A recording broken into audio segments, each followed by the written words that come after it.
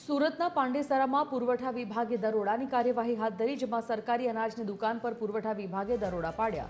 પુરવઠા વિભાગે રૂપિયા 7.24 લાખની છેતરપિંડી પકડી પાડી છે। સંચાલક અને તોલાટ વિરુદ્ધ પાંડેસરા પોલીસમાં ફરિયાદ દાખલ કરવામાં આવી। તોલાટ સંચાલકના અંગૂઠાની નકલી છાપનો ઉપયોગ કરીને લોગિંગ કરતો। સંચાલક 2 માસથી કેનેડા છે અને તોલાટે કહ્યું કે લકવા થતાં ઘરે આરામ કરે છે। પુરવઠા વિભાગના મામલતદાર આશિષ નાયકે પાંડેસરા પોલીસમાં ફરિયાદ નોંધાવી હતી, ત્યારે પોલીસે પણ કાયદેસરની કાર્યવાહી શરૂ કરી છે।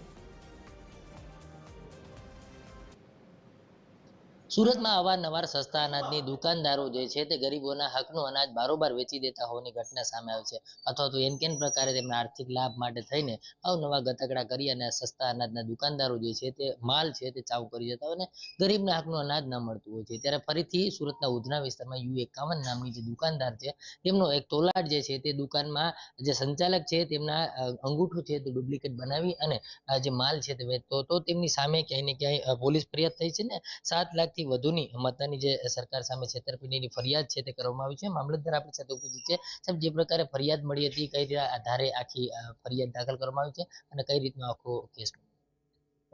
રાજ્ય કક્ષાએ એવી ફરિયાદ મળેલી હતી કે U51 દુકાનના સંચાલક શ્રી ગેરહાજર છે અને તેમ છતાં એમની દુકાનનું સંચાલન ચાલી રહ્યું છે। એટલે એમાં વિગતવાર તપાસ કરવામાં આવતા પરવાનેદાર શ્રી હાજર જણાયેલ નથી। એ કેનેડા મુકામે બહાર ગયેલ છે એમની ટ્રીટમેન્ટ કરાવવા માટે, અને તોલાટ દ્વારા એમના અંગૂઠાની જમણા હાથના અંગૂઠાની ડુપ્લિકેટ રબર ફિંગરપ્રિન્ટ બનાવીને અને સરકારશ્રીની સિસ્ટમમાં લોગિન કરીને અનાજનું વિતરણ કરવામાં આવતું હતું। કેટલા લાખની છેતરપિંડીની આખી વાત છે અને કઈ રીતે છેતરપિંડી થાય છે?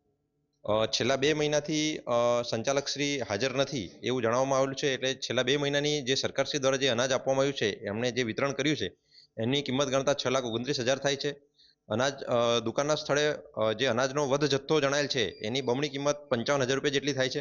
પ્લસ એમણે 2 મહિનાનું સરકારશ્રીનું જે કમિશન મેળવેલું છે એની 40,000 રૂપિયા કિંમત ગણતા ટોટલ 7,24,000 રૂપિયાની જેટલી એમણે છેતરપિંડી કરેલી છે। ચોક્કસ કઈ રીતે આખો આ જે દુકાનદાર હતો એ ક્યાં હતો ખાસ, જ્યારે તમે ગયા હતા તપાસ માટે ત્યારે? અમે તપાસ માટે ગયા ત્યારે દુકાનદાર શ્રી હાજર નહીં હતા, તોલાટ હાજર હતા અને તોલાટ દ્વારા વિતરણ કરવામાં આવતું હતું।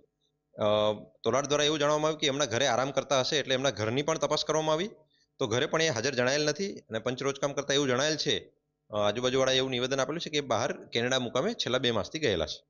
બિલકુલ, તો આ પ્રકારે ક્યાંય ને ક્યાંય દુકાનદાર જે છે તે કેનેડામાં હતા, પરંતુ તોલાટ દ્વારા ક્યાંય ને ક્યાંય દુકાનનું સંચાલન કરવામાં આવતું હતું। આ સમગ્ર ઘટના છે તે ગેરકાયદેસર કહી શકાય, કારણ કે સંચાલક છે તેમના અંગૂઠાથી લોગિન થતું હોય છે, ત્યારે તોલાટ દ્વારા તેમનું ડુપ્લિકેટ અંગૂઠો બનાવીને લોગિન કર્યું હતું ને 7 લાખ જેટલી છેતરપિંડી આચરી હતી। તેના કારણે સંચાલક અને તોલાટ વિરુદ્ધ હાલ પોલીસ ફરિયાદ નોંધાઈ છે અને સમગ્ર મામલે પોલીસે પૂછપરછ હાથ ધરવામાં આવી છે અને સમગ્ર મામલે અલગ અલગ નિવેદનો તપાસ છે તે હાથ ધરવામાં આવી છે।